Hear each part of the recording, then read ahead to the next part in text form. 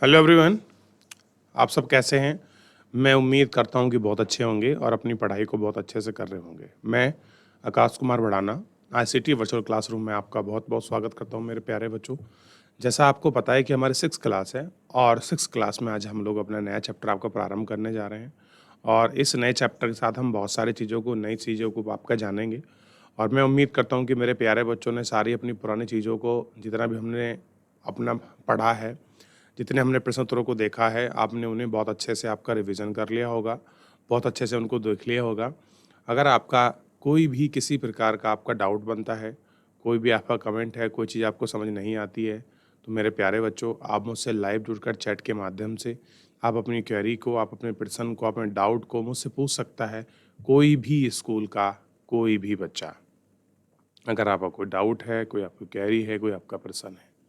नहीं तो बच्चों हम चलते हैं सीधा डिजिटल बोर्ड की तरफ। तो बच्चों ध्यान दीजिए आप सभी, ये जो चैप्टर है हमारे लिए बहुत महत्वपूर्ण है। देखिए, जैसे कि नाम से क्लियर है, व्यापारी, राजा और तीर्थयात्री, इसके विषय में हम लोग पूरा जानेंगे, पूरा पढ़ेंगे, क्या चीज़ें हैं, कैसे एक एक सारी चीज़ों को हम लोग अपने इस लेक्चर के माध्यम से हम लोग सब चीज़ों को जानने का प्रयास करेंगे। ठीक है, आइए देखते हैं और हम इसको पढ़ते हैं। क्या स्थिति है, क्या चीज़ें हैं, बिल्कुल साफ और स्पष्ट तरीके से हम लोग ये जानकारी आपको जुटाएंगे। बाजार में घूमती जागनी। जागनी अपने गांव के मेले की आसपास लगाई बैठी थी। अपने देखिए, जागनी जो थी अपने गांव में जो आपका मेला लगेगी उसकी आस लगाए बैठी थी। स्टील के चमकदार बर्तन, रंग बिरंगी प्लास्टिक की बाल्टियाँ, शंख वाले खेल फूलों के प्रिंटिंग वाले कपड़े, चाबी चलने वाले मज़ेदार खिलौने उसे बहुत अच्छे लगते थे। इन चीज़ों को बेचने वाले दुकानदार बस और ट्रकों पर आते थे और रात को अपना सामान समेट कर वापस चले जाते थे।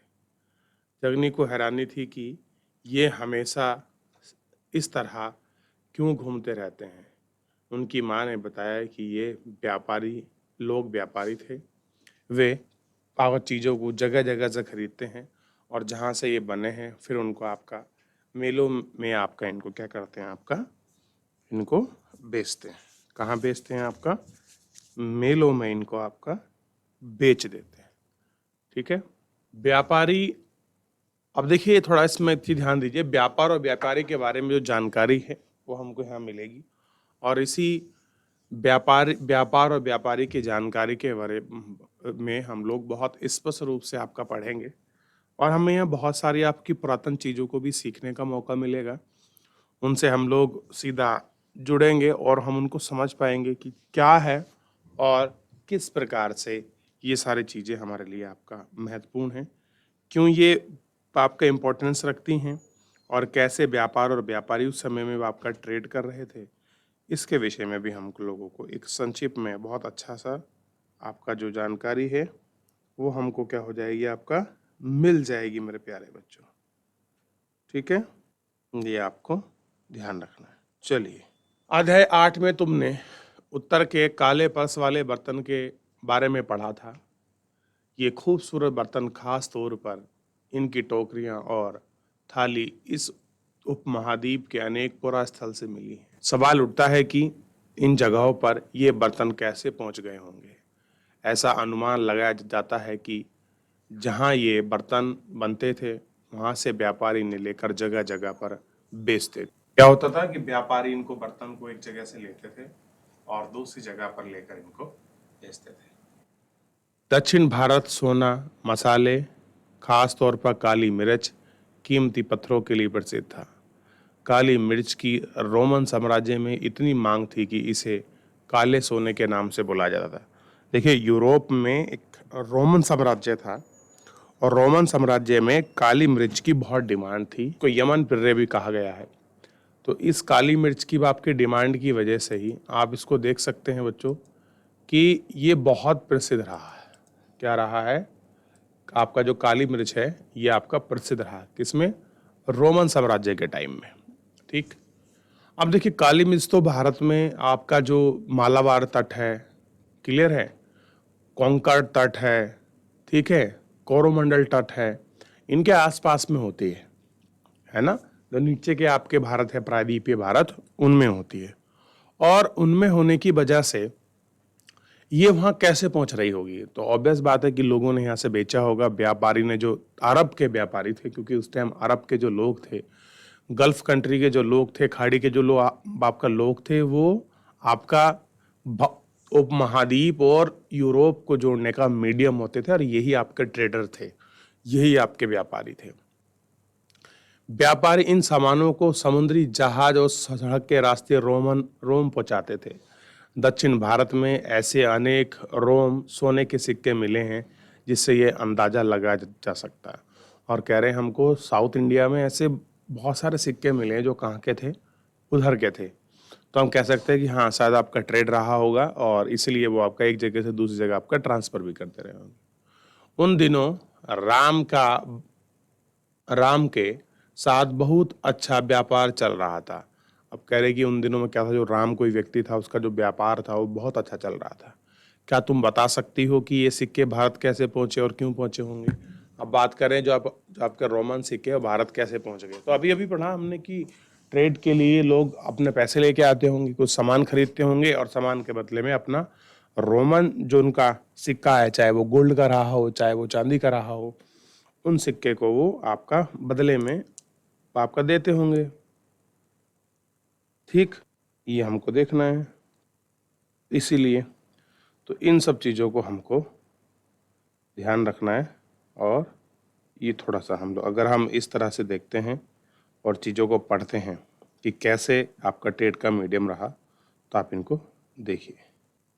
देखो, थोड़ा सा और पढ़ लें इसके विषय में। अब है व्यापार से जुड़ी एक कविता, करेगी आपका ट्रेड से जुड़ी हुई एक कविता है, थोड़ा उसको देखते हैं। व्यापार के प्रमाण हमें संगम कविताओं से मिले हैं। देखिए, संगम साहित्य को हम लोगों ने पढ़ा है और संगम साहित्य के अंदर ही हमने इन सारी चीज़ों के विषय में हमने कल्पना की हैं और एक एक करके हमने सारी बातों को इसमें आपका देख भी लिया था। नीचे लिखी कविता में पूर्वी समुद्री तट पर स्थित फुहार पतन पर लगाए जाने वाले माल का वर्णन मिलता है। समुद्री जहाज़ों पर लगाए गए तेज तर्रार घोड़े, गाड़ियों पर काली मिर्च की गठरियाँ, हिमालय से मिले दक्षिण की पहाड़ियों से चंदन की लकड़ियाँ, दक्षिणी सागर के मोती, पूर्वी सागर के मूंगे, गंगा और कावेरी की फसलें, श्रीलंका का खाद्यान्न, म्यांमार से बने मिट्टी के बर्तन दुर्लभ कीमती आयात हैं। कह रहे कि ये सब वो चीज़ें हैं, हमको एक्सप्लेन किया गया है कि आपके हिमालय के जो रत्न और सोने होते हैं वो बहुत यूनिक हैं, उनकी बड़ी डिमांड थी उस समय।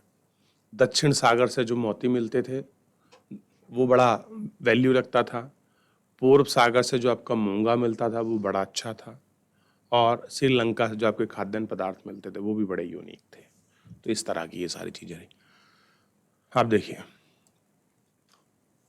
व्यापारियों ने कई समुद्री रास्ते खोज निकाले। इनमें से कुछ समुद्र के किनारे चलते थे, कुछ अरब सागर और बंगाल की खाड़ी पार करते थे। नाविक मानसून हवा का फायदा उठाकर अपनी यात्रा जल्द पूरा कर लेते थे। वे अफ्रीका या अरब के पूर्वी तटों में इसके उपमहाद्वीप के पश्चिमी तटों पर पहुंचना चाहते थे। दक्षिणी पश्चिमी मानसून के साथ चलना पसंद करते थे। इन लंबी यात्राओं के लिए मजबूत जहाज़ों का निर्माण किया जाता था। अब देखिए, जो लोग आपका ट्रेड करते थे, व्यापार करते थे, उन लोगों के लिए जो मानसूनी हवाएं थी वो कभी फ़ायदा करती थी। फ़ायदा कैसे करती थी? मान लीजिए अगर उनको पूरब की दिशा में जाना है और पूरब की दिशा की हवा चल रही है, तो जहाजी बेड़े के लिए बड़ा आसान होता था कि उस दिशा में अपने जहाज को ले जाना। लेकिन गलती से हवा अगर उनके विपरीत चल रही है तो उसके लिए बड़ा कठिन होता था। तो ये सारी चीज़ें हम लोगों को ध्यान रखनी है और हम लोगों को आपको देखना था कि कैसे ये चीज़ें हो रही थी और क्यों था इसमें ये इतनी सारी चीज़ों का। ठीक है, तो ये आपको थोड़ा सा ध्यान रखना है और इस पर आपको देखना है। ठीक, अब देखिए, अब मुझे बताइए, अगर उस समय के लोग आपके मजबूत जहाज बनाते होंगे तो उनको मजबूत जहाज बनाने का एक्सपीरियंस भी रहा होगा, है ना? तो ये हम इस तरह से लॉजिकल अगर हम चीज़ों को निकालेंगे तो हमको पता लगेगा कि किस किस क्षेत्र में किस तरह की एक्टिविटी हो रही थी।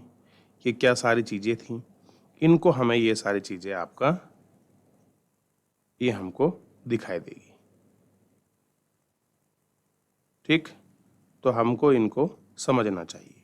चलिए, अगर कोई और ऐसा डाउट है, कोई चीज़ आपको पूछनी है, कोई समझ नहीं आ रहा है, तो आप मुझसे पूछ सकते हैं मेरे प्यारे बच्चों। देखिए, थोड़ा सा ध्यान दीजिए आप लोग इसी में। समुद्री तटों से लगे राज्य, आप कह रहे जो राज्य आपके समुद्री तटों से लगे थे, थोड़ा उनको देखिए, थोड़ा उनके विषय में जानिए। इस उपमहाद्वीप के दक्षिण भाग में बड़ा तटीय प्रदेश है। इसमें बहुत से पहाड़, पर्व पठार और आपके नदी के मैदान हैं।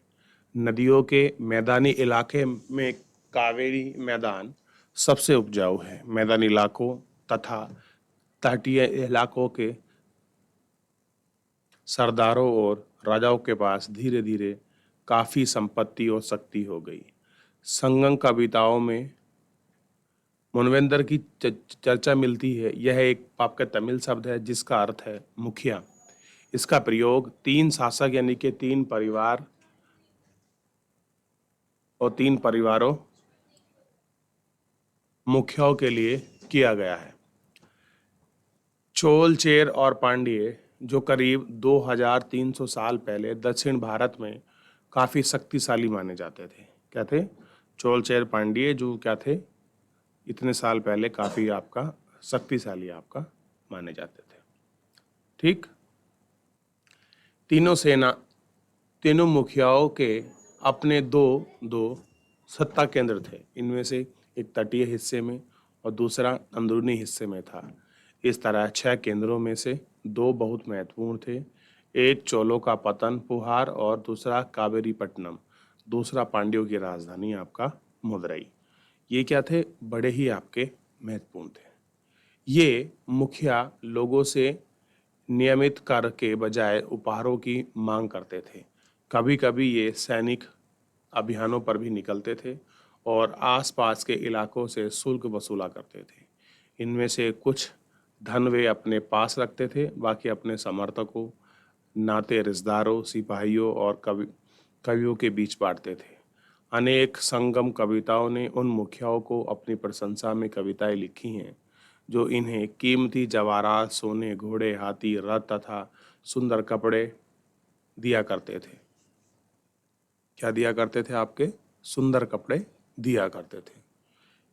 इनके लगभग 200 वर्ष के बाद पश्चिमी भारत में सातवाहन नामक राजवंश का प्रभाव बढ़ गया। सातवाहन का सबसे प्रमुख राजा गौतमीपुत्र सातकर्णी था। इसके बारे में हम उनकी माँ गौतमी बलश्री द्वारा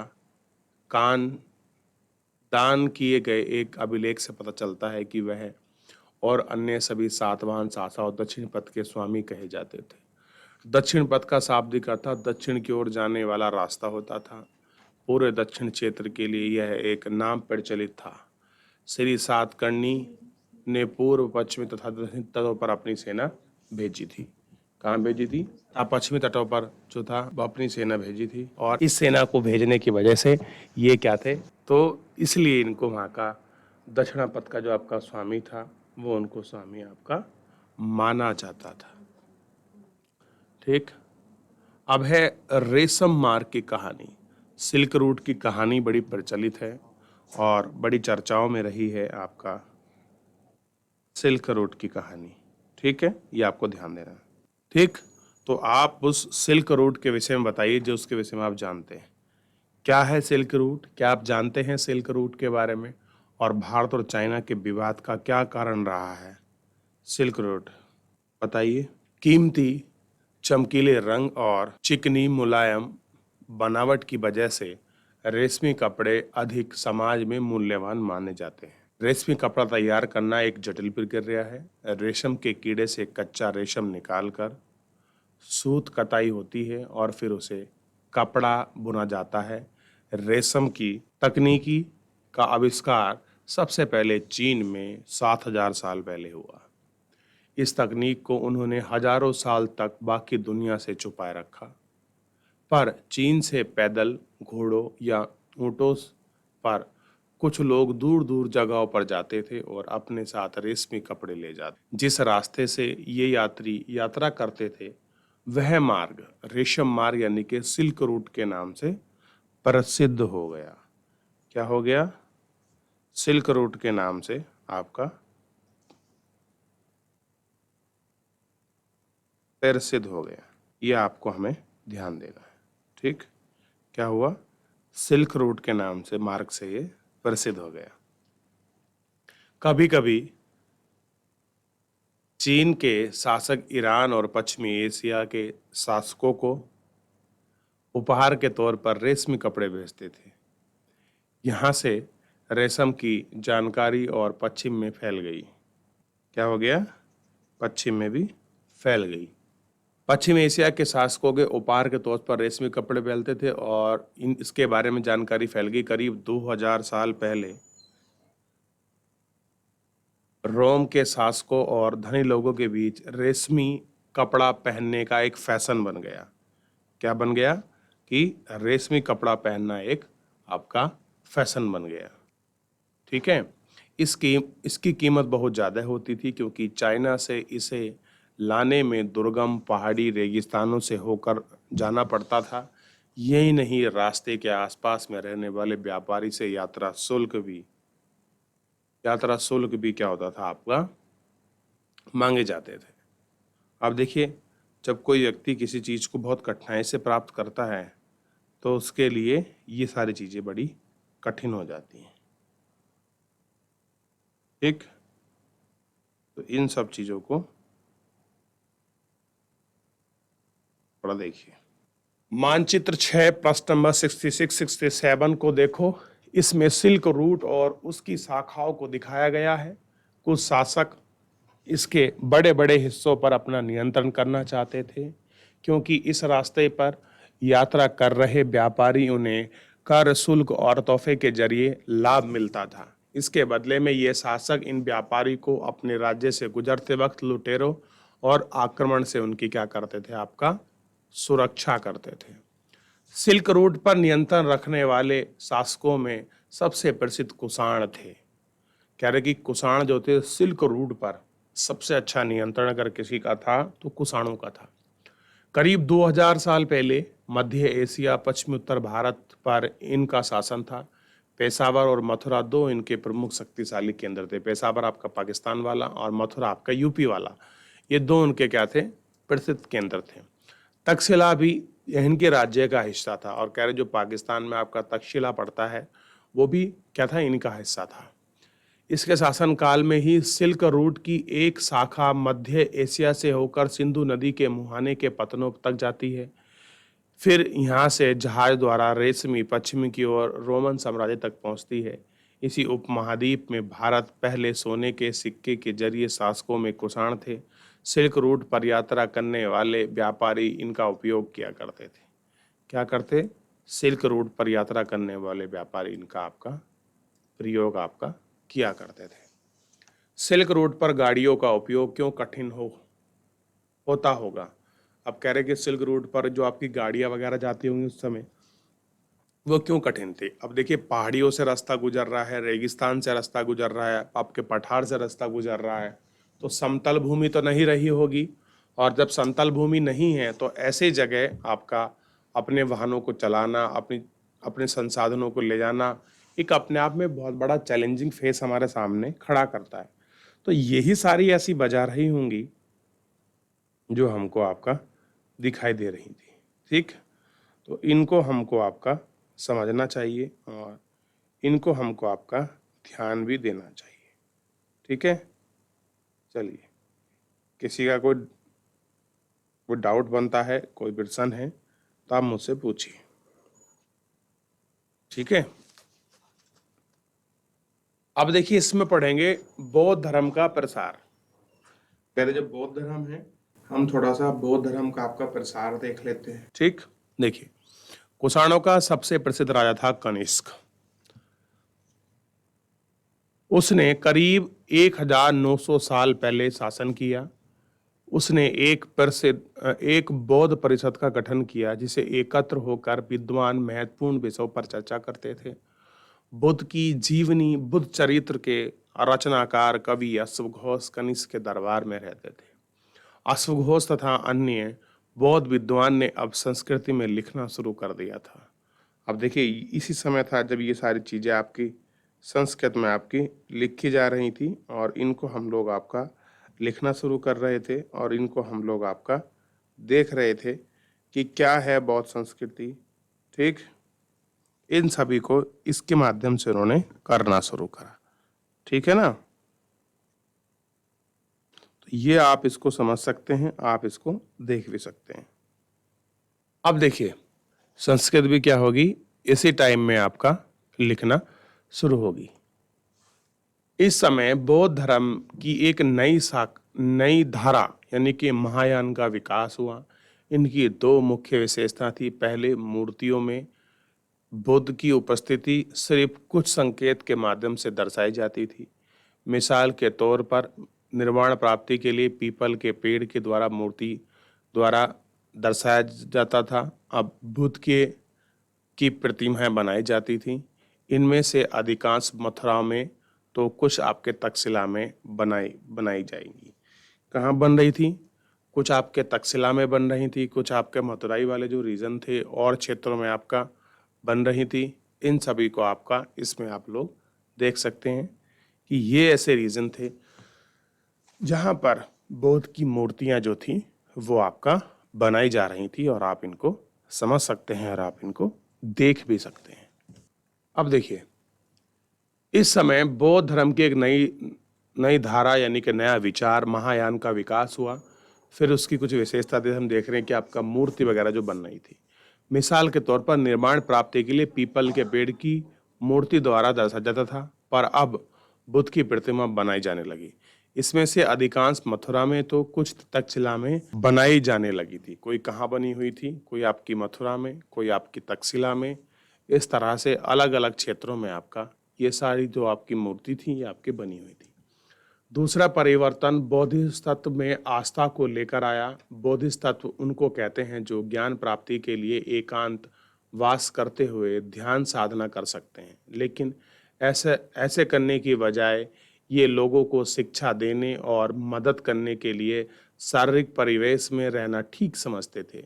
धीरे धीरे बौद्ध तत्व की पूजा काफ़ी लोकप्रिय हो गई और पूरे मध्य एशिया, चीन के बाद कोरिया, जापान तक आपका फैल गई। अब देखिए पीपल का वृक्ष दिखाया है बोधिसत्व के परिवर्तन के लिए। आप इसको समझ सकते हैं कि निर्माण की प्राप्ति के लिए लोग पास में खड़े हैं और पीपल के वृक्ष। देखिए हमारी जो पुरातन संस्कृति रही है, हमने पर्यावरण संरक्षण के लिए हमने बहुत सारे आपके प्रयास किए। ठीक, और उन्हीं प्रयासों को हम लोग आज भी हम आपका देखते हैं और उन्हीं प्रयासों को हम लोग देख रहे हैं, उन पर बात करते हैं कि क्या है ये प्रयास और किस तरह से आपके महत्वपूर्ण होते हैं, हमें इनको समझ लेना चाहिए। चलिए आगे बढ़िए। कोई आपको पूछना है, इसमें कोई डाउट है तो आप मुझसे पूछ सकते हैं। देखिए सांची का स्तूप का जो आपका सांची का स्तूप उसका चित्र है एक, उस चित्र को आप लोग देख भी सकते हैं, आप इसको पढ़ भी सकते हैं और आप इसको समझ भी सकते हैं कि सांची के स्तूप की क्या कहानी रही है। यहाँ इस वृक्ष और नीचे दिए गए खाली स्थान को पढ़िए, मूर्तिकार की खुदाई, इन चीज़ों को बनाया गया है, इनको आसानी से देख सकते हैं। अब देखिए बाएं मथुरा में बनी बुद्ध की एक प्रतिमा का चित्र है, दाएं आपके तक्षशिला में बनी बुद्ध की एक प्रतिमा का चित्र है। इन दोनों को देखकर बताइए इनके बीच क्या फर्क है।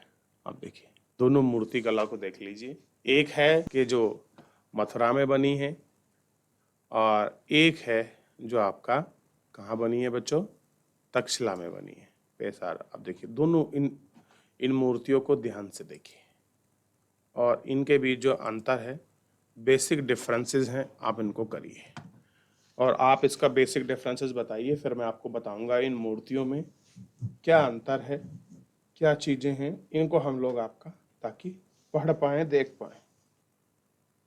चलिए देखा आपको मेजर डिफरेंस मिला बच्चों, नहीं मिला? आप पहले मुझे ये बताइए, अगर नहीं मिला होगा फिर मैं आपको बताऊंगा।